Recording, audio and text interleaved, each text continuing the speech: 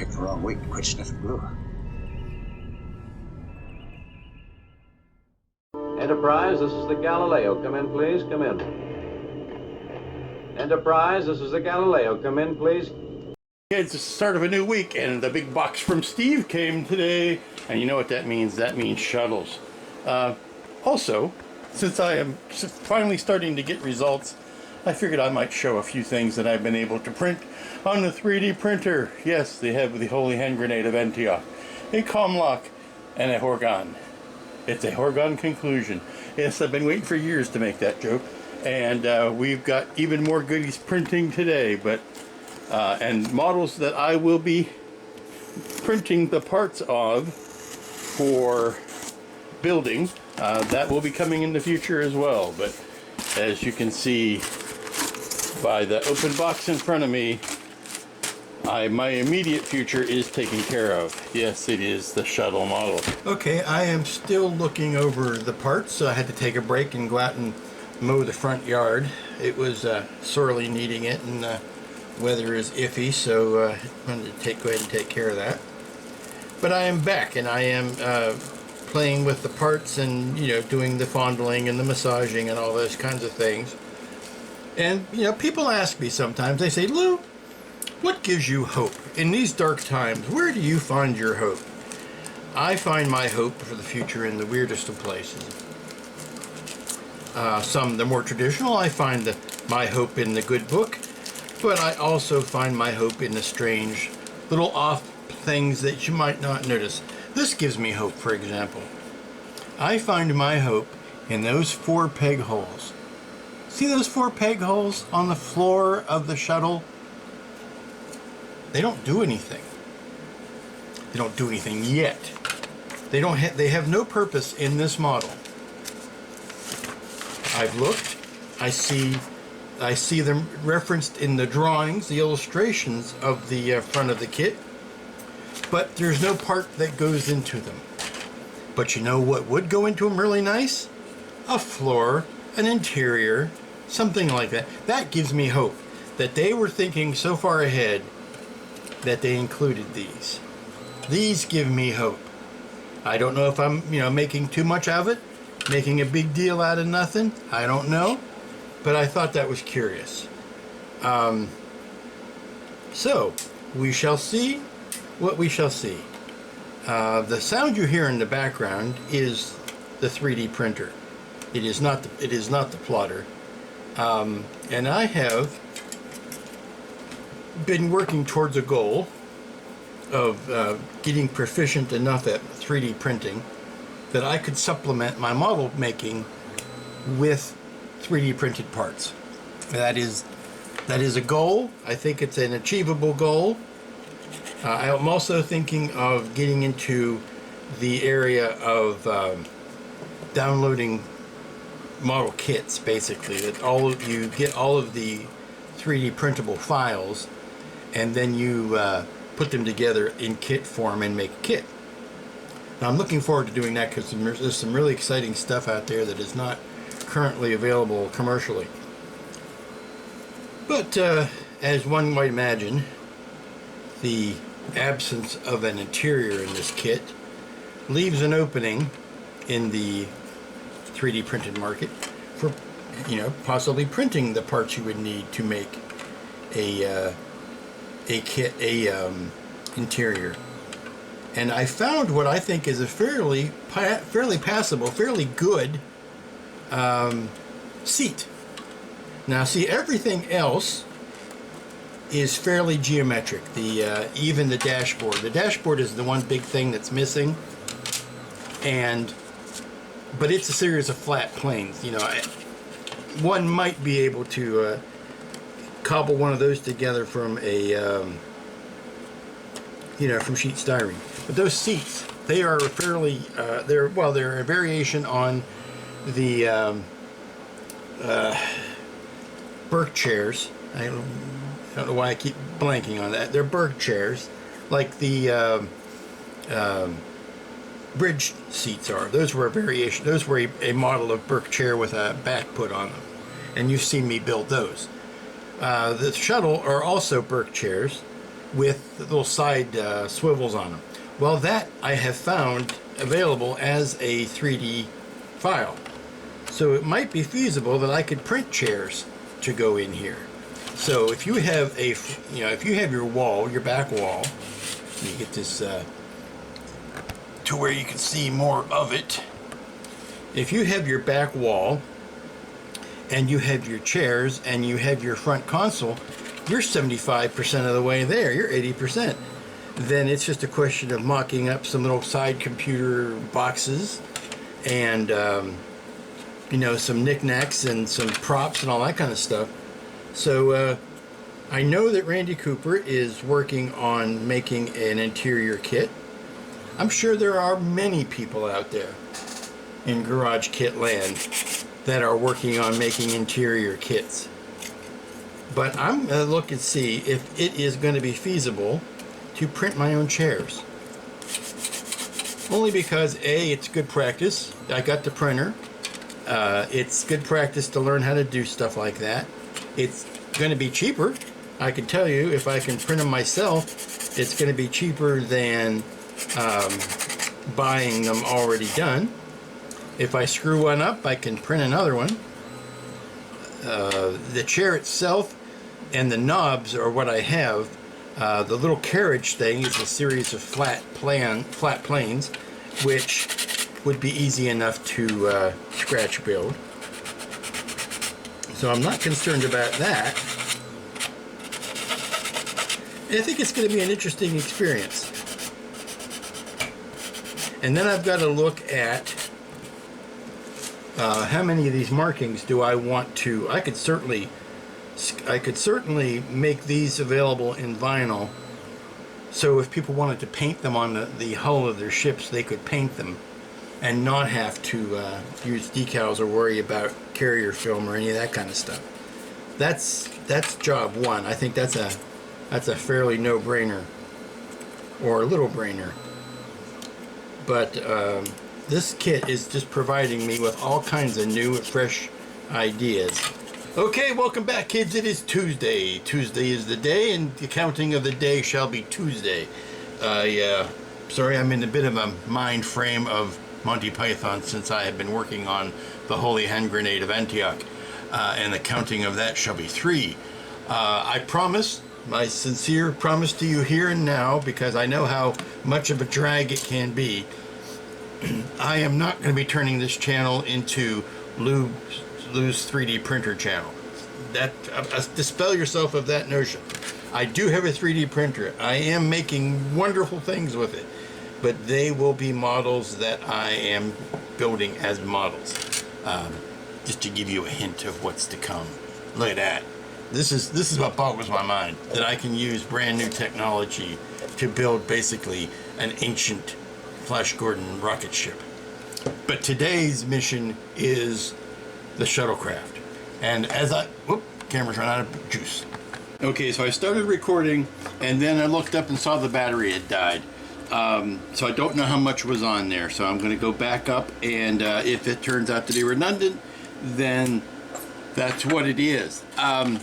This kit is so much fun that I am just barreling through it, and I need to stop and shoot some video so I can show what I'm doing. I've decided to build from the left side, from the right side, from the starboard side to the port, because this is the money angle right here where the door is and all of that. So if I'm going to screw up anything, I'm going to screw it up on the back side. And this is one of those kits that gets stronger the more you build it. It's a series of flat planes that are kind of hanging at weird angles to each other, but the more pieces you put together and the more they rest into each other, the stronger the whole thing becomes. So that's where I'm at. And what I wanted to say before the power went out is that here is my mission statement for this build. Like the Enterprise, I will build many of these kits before I take the long dirt nap. This first one is going to be landed on a planet, so there's going to be some sort of decorative base with maybe some weird horticulture, who knows, but that means warp engines not lit. The full-size prop never lit the front of the nacelles anyway. That was more of a remastered thing. And since it's not in flight, it's not going to have the front of the warp engines lit, which means I don't have to worry about running any wiring out to the warp engines. However, I am going to put a nice blue light in the impulse deck, what I'm calling the impulse deck, which is this big light back here. So I am going to have that lit up. I'm going to light up these headlights, even though, again, that wasn't, I know it was a feature, I know it was designated as such, but it was never lit up on the series. I know the intent was to make those headlights. It makes sense that those are headlights. So I'm going to put, you know, maybe a couple little nano warm whites or cool whites in there to light those up. Don't know how much interior I'm going to try to scratch build. We'll see. I am planning on cutting these doors in half, and I really wish, out of all the things, I know that they were not making an interior for this kit. Round 2 is not making an interior for this kit. However, I wish they would have given 2 sets of doors, one closed and one that was, you know, the 2 individual halves. Because I know people that are going to want to make at least the doorways open. I mean, they make the bottom door hatch, they make this operational, so they are intending something to go on here. I just wish that they had taken that last extra step and given an option to have these flat doors open. So that's a bit of scratch building that I will be doing. Let me see what else is going on. I think that's pretty much it. I don't know how much of an interior, like I said, I'm going to try to mock up. Maybe just enough that you would see looking in the front window and in the open doorway. I'll probably put the bulkhead back here to kind of shut off the rest of the back end. That'll also help me box up the lighting and all of that. So right now I am just playing with the joints and seeing how nice and tightly they come together. I made a bit of a tactical mistake here in that I put 1 minute epoxy in this joint here, which is a fine and good thing, but I should have first glued it together and then put the epoxy in to reinforce it instead of putting the epoxy in as the only glue source. And what that did is it split the parts open, and I really had to hold them together. So not a good idea to do that. So like I said, that's one of the things that lessons I learned on the one side that I don't have to worry about carrying over to the other side. But these are going to go on nicely, and this whole kit is not going to take forever and a day to build. It is a very simple thing. It's a question of what you plan to do with it, or how you plan to display it after you've got it built. But it's a lovely size and a lovely beefy model, and it's certainly light years ahead of the previous version of this subject. So continue on this, and we will just take it as it goes. Okay, deciding not to light these nacelles is very liberating, because now it means I can go ahead and put the pylons. These would be pylons, wing struts, whatever you'd like to call them. I can go ahead and put those together and make them nice and strong and goodly bonded without having to worry about chasing wires through them. At least not on this one. Like I said, before I am leaving this mortal coil, I will make many of these kits. I can just tell that already. So I got no fears that I have to shoot my wad, as it were, on the first kit. I can save some of my wad for subsequent kits. This one I've decided, like I said, is going to be a landed diorama, probably closer to Metamorphosis than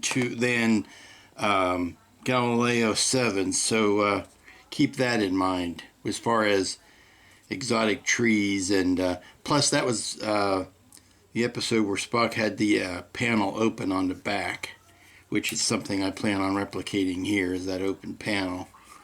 I have to go back and watch and remember whether or not they opened up that panel on Galileo 7 or not. They may not have. That may have been a bit of business that was created for metamorphosis.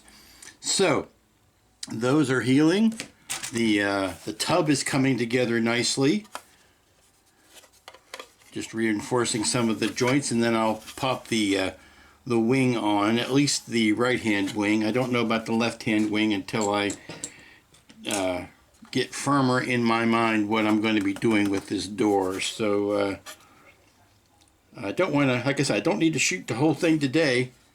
I want to have enough access to where I can go put in the lighting and whatnot, but I'm almost to the point where I could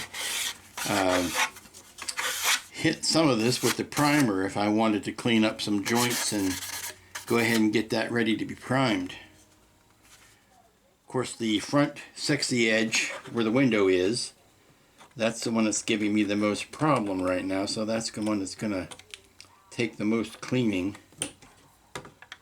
Just want to dress up that joint really nicely.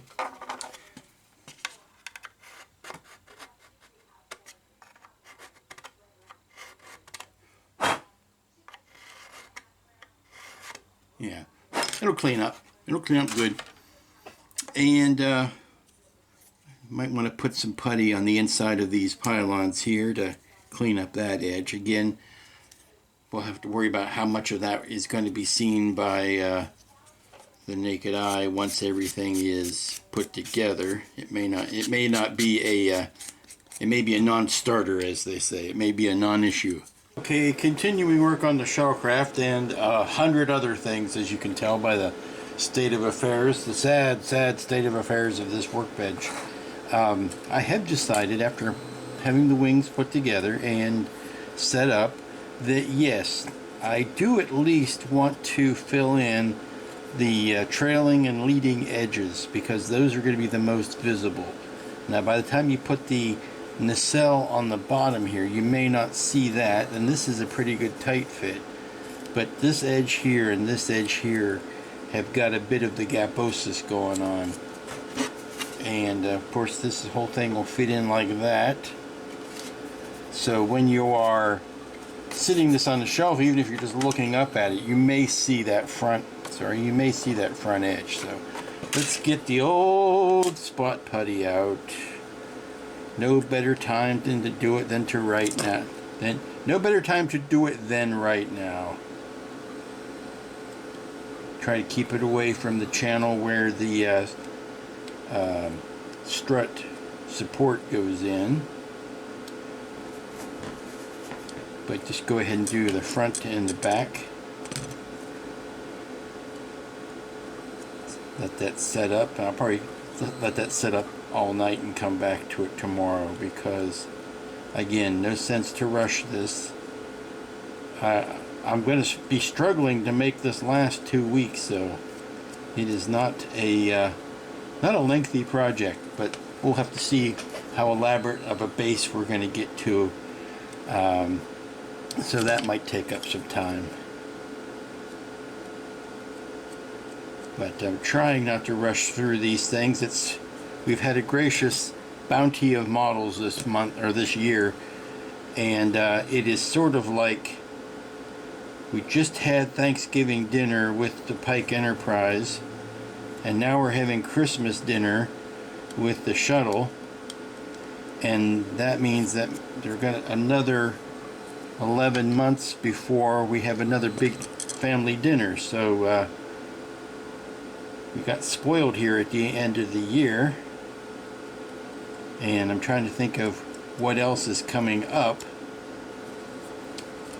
other than the things that I can make to fill out the building schedule. So that's why I don't want to rush and get all of this done in 1 week when I can space it out and have it done really nicely in 2. Welcome everybody, it's Wednesday. Working on the Galileo continues. Here we see the basic thing that everybody knows, and that is that the interior set does not fit into the exterior prop, or the interior, yeah, the exterior set, I guess, would be a set as well. You see Shatner, who is not a tall man, but still, he's standing straight up and is not bumping his head on the ceiling. And that it would not be the case, particularly the farther back you go. Everybody knows this, and it's just a question of how we get around it or adapt it or whatever. So let me see if I can get this thing going again. Temperature 75 degrees. I'm not going to show too much of it. Don't want to run the wrath of CBS. That's a very good question. I wish I could answer it. All right, let's go. And here you can see the doors opening onto a what would be a very supposedly a well-lit set in the inside, but now it's completely black.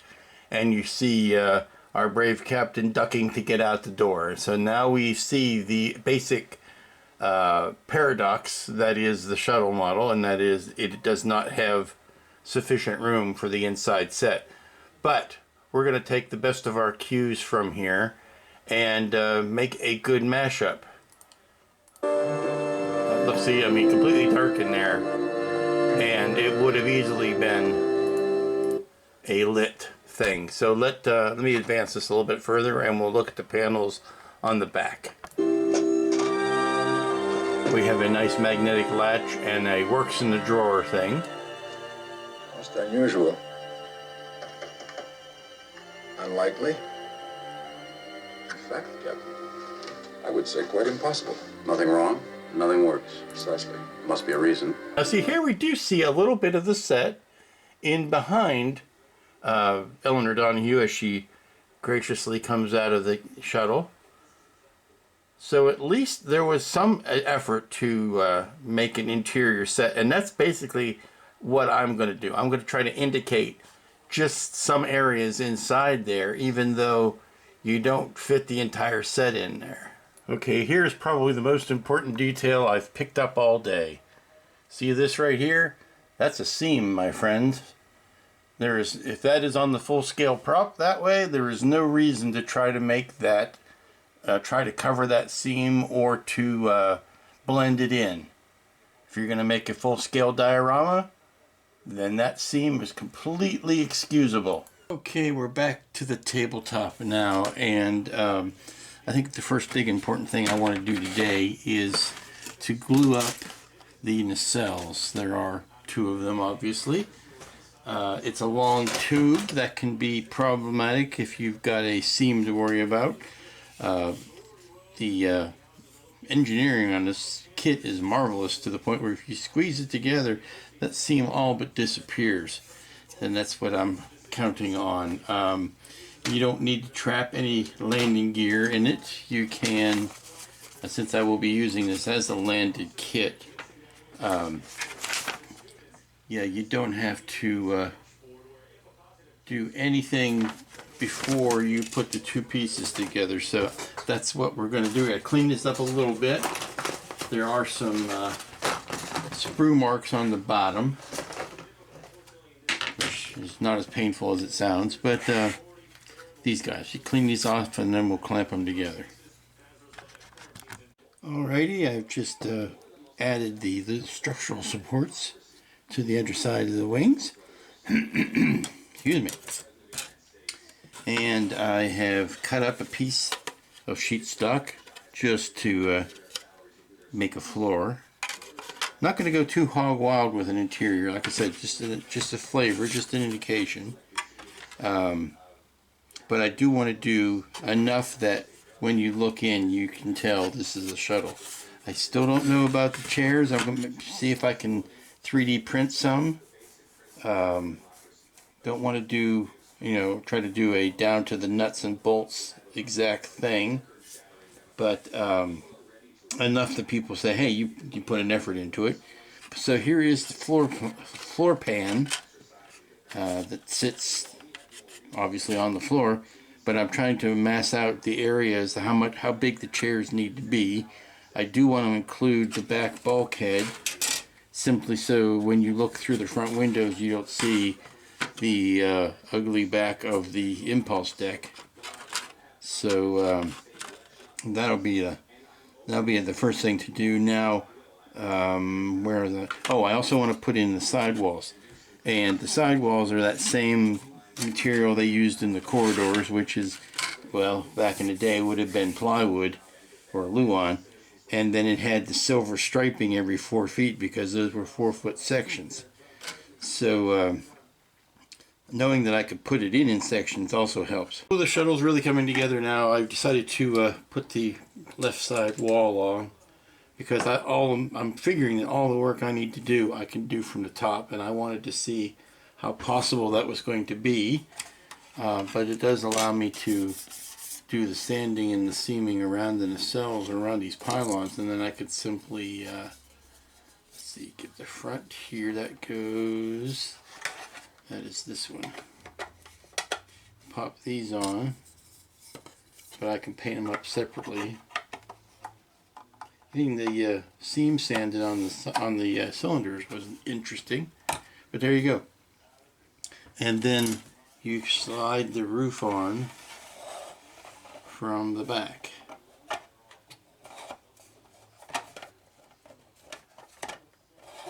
At least I think you slide the roof on. Come on, why isn't it going? It's getting hung up on something. It is like Madonna, it is not in the groove.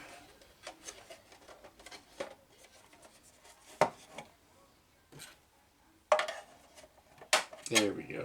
That's the satisfying snap you want to hear. Now it's in the groove. And it meets this front edge here, very nicely. So that's the shuttle with all of its boxes in place. And then this guy, sorry,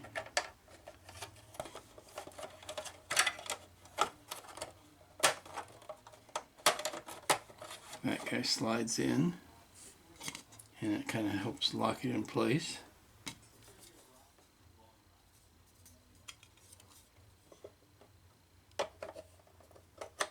Yeah, and then the details on the nacelles.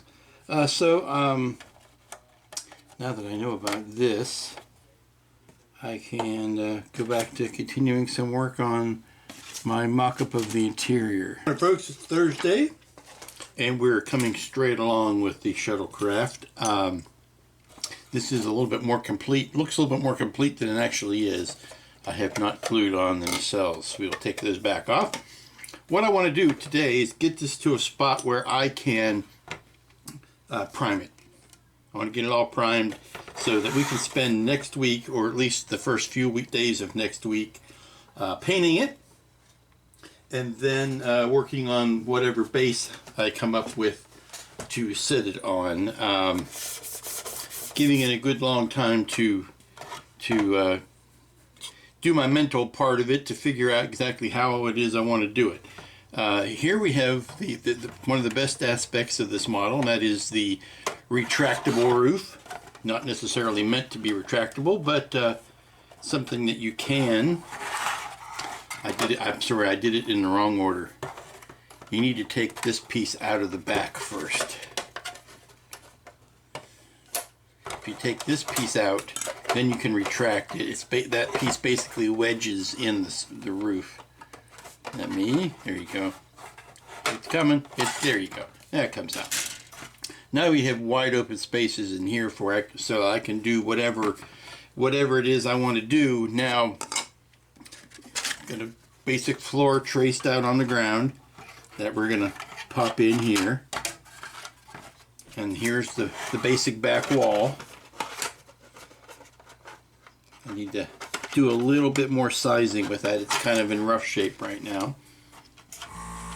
And there goes the compressor. But we have to build light boxes for back here for this, the main lights in the back, and for whatever lighting I'm going to put on the ceiling, I'm going to have to be able to slide that in, and maybe, I don't know, since the ceiling is going to have to slide in and out, I don't know what kind of clearance I'm going to have if I want to do a nice little very thin light box on here. If I do, it will be very thin strip lighting, just enough to light up the interior. But again, the interior is not the the be-all and end-all of this build. I want to do an estimated rough interior for the diorama. I can't even speak today. Well, welcome back. It is Thursday, and we are continuing work on the Shuttlecraft Galileo here. Now, this may look a little bit more complete than it is. I've got some pieces kind of tacked in place for right now, just so that I can determine my modus operandi for building. And you may see I have a floor mocked up in here, and then I've got a mock-up back wall.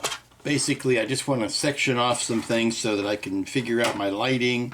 And the goal is to get this to the point where I can get some primer on it, hopefully today.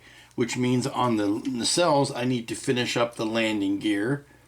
And maybe do the landing gear back here. Get that ready to go in place. Do any last seam work and or any last puttying work. And then get ready for priming. I'm going to hold off on putting the nacelles in place until the rest of it is built, because there's no real reason to attach these. I can't be easier to get in underneath here before I attach these. So, but since these are cylinders, I want to make sure that I've got the seam closed up as best as possible and sanded and nice and smooth. And that's where we are. I just need to do up some tiny details. I'm not going to put the fronts on because I want to keep those nice and clean, so that gives me a way to hold it up while I'm painting. And that's it. So let's get to it. Here, I'm doing the poor man's version of using a feeler gauge. And basically what I did is come up with something like this. You start with a basic shape, and then you add little shapes to it and push it out against the wall until you get something that fits. And now I have a back wall. Ta-da! Back wall. And that's going to encapsulate all of the lighting back here and separate it out.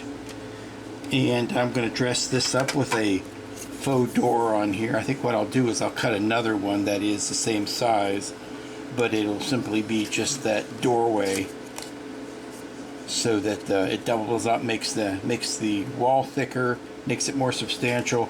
But I'll cut a hole out where the back door was, and then we'll start fitting things around it.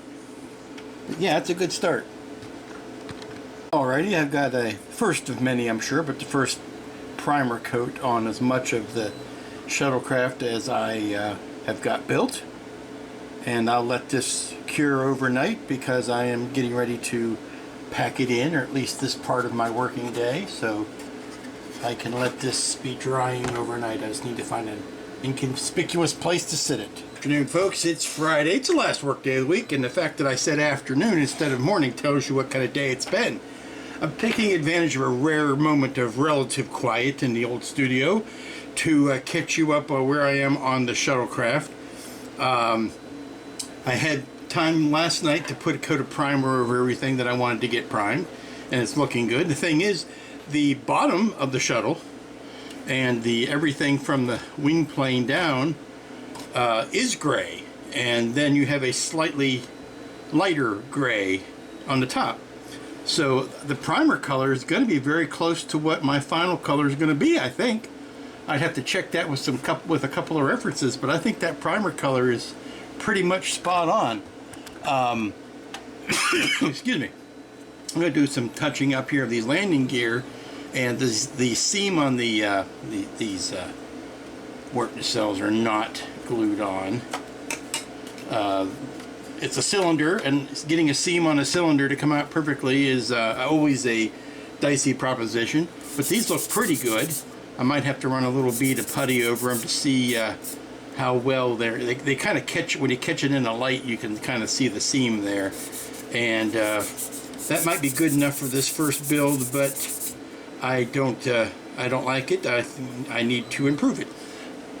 And I said first build because I plan on building more than one of these, and I got an email or a message on my YouTube channel asking me why would I want to build more than one of the model, or inferring that that building more than one of something was odd. And it's like, well, no, if you had a really good steak dinner, does that mean you're never going to have steak again? I like building enterprises. I like building shuttlecraft. I like how they turn out. I like the process. I enjoy it. If I have somebody that I'd like to gift it to, then I gift it to somebody. Or if somebody wants to buy it off of me, I will certainly do that. But yeah, I'm not going to just build one and then walk away from the subject forever. That's madness. But here we are. I've got the floor in. Well, I've got the floor designed and cut out. And I've got the back wall designed and cut out. Not quite ready to glue anything down yet. That would be silly, because I still need to get into here to do the lighting. Now, as I said earlier this week, this is going to be a kit on the ground and a diorama. So, yes, I'm going to light up the back light because that's just too precious not to. But I'm not going to light the front of the nacelles. A, they were never lit, and B, if they were on the ground, and the warp engines certainly would not be engaged. I take these as warp engines, and you don't light up your warp engines when you're just sitting there idling. You can have your impulse engines idling. So that's what this is going to be. Let's see. I was also working on templates to paint the registry markings on because they're big enough. I want to be able to paint those on rather than using the decals. I just think it's a cleaner look. And also, other folks have asked me, how does this compare to the Randy Cooper kit? Well, you know, Randy is building an interior kit for this size, and I will probably pick one up because I'm a big fan of Randy's work. And as a matter of fact, here is the Randy Cooper shuttle. Now, this goes with my history. If you know my model building history, you know that if there is a way to guarantee that a commercial kit of something will become available, you ask Lou to buy the expensive garage kit version, and that'll immediately make the cheaper mass-produced versions become available. But this is Randy Cooper's kit. It's a great kit. I was really looking forward to working on this this summer. I had it on my short list of models to build, and then round two made their announcement that their shuttle would be coming out. Now, they had their shuttle on the books for a while, but when they started making serious noises about it coming out, then I realized it was time to put this one back on the shelf and wait for their kit to come out. There are great things to say about Randy's kits, and there are some not so great things to say about Randy's kit. Randy's kit is a very good size. It has an interior. That's all very good. It's also a little bit distorted. It's too fat at the back. It goes really wide at the back and wider, much more so than the round 2 kit. But I am using Randy's kit as inspiration for two very important things. A, here's what his dashboard looks like. That's the one-piece dashboard. And B, here's what his seats look like. Now, his seats are too big to fit in here. If you say, oh, why don't you just put his seats in there? Well, you can tell by how big the shuttle is. It's a good inch longer than the kit, which means it is a larger scale. Larger? Smaller scale. The number is smaller, but the scale is larger. Anyway, so this is slightly too big, but it does give me a good example of what parts are going to be needed to make this kit, or to make this piece, and also to help me with these chairs. Now, the other thing that you hear in the background is my 3D printer. And yes, I am going to try to 3D print some chairs. I'm only going to be printing the top part, though. This much I can do with scratch building. So what I am hoping, because these chairs are very fine, thin detail, and they don't print. The printer doesn't like them because they are too thin.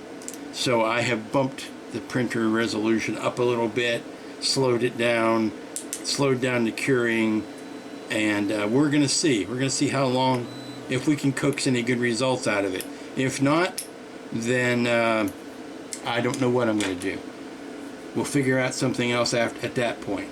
But here's where we are at today's stage of the Shuttlecraft Galileo. Okay, hopefully you'll pardon the noise. I'll try to speak up so that you'll hear. I've been having some great fun here, just doing some raw, naked, bare-handed scratch building. I was wearing clothes. Working on the front console, and I'm using this as my model, making things slightly smaller to fit the scale of the shuttlecraft. Pay no attention to this second shuttlecraft in the background. That's only, of course, you know I'm going to buy more than one of these. I'm using this as my test bed, and then fitting it into this as I get completed parts. But it's kind of looking like this at this point.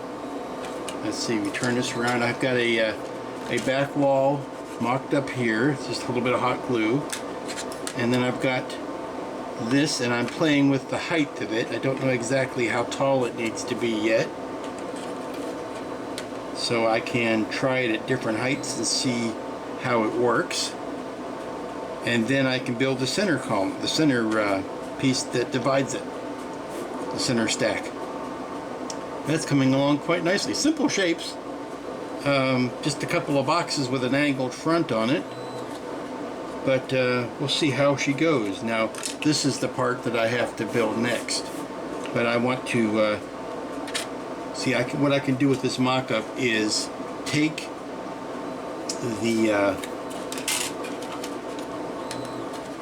the since this floor is built, and I know it goes around these door stays.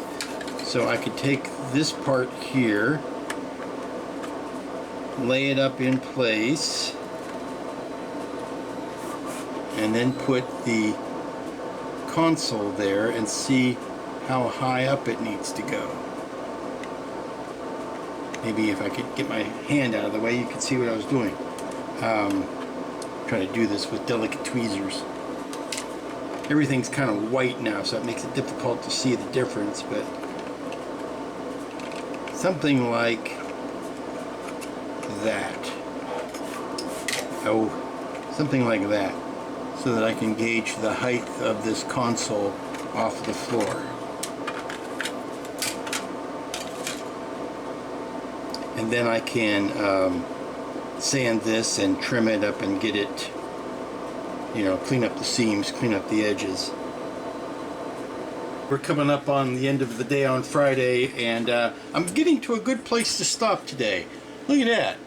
That's not bad. That's not too shabby for a ham-fisted goon, as he throws it away. The only thing I want to do right now is I want to take this outside and shoot it. No, I want to take it outside, and I have a tiny belt sander. And I want to basically just lay this on the front, and just, if I lay it down nice and smooth, nice and gentle, it will sand everything to the same plane, which is where we're at, because I've got some competing angles right now. And if I sand everything to the same plane very gently, then I could put a face frame over it of this thicker sheet stock, or, well, it's not really sheet, it's evergreen, but it's strip stock. And that'll give it a nice face, a nice even front, and a nice face frame on it. I'm back from the sander, and yeah, that put a nice flat plane on everything. And now I can put this facing, or this trim around it, and that's where we'll stop it for the week. Okay, don't judge it. It's not pretty, it's not done. It's got a lot of Bondo to be done to it, and puttying, so that'll be the final result. But let's see how she looks when we put it in place.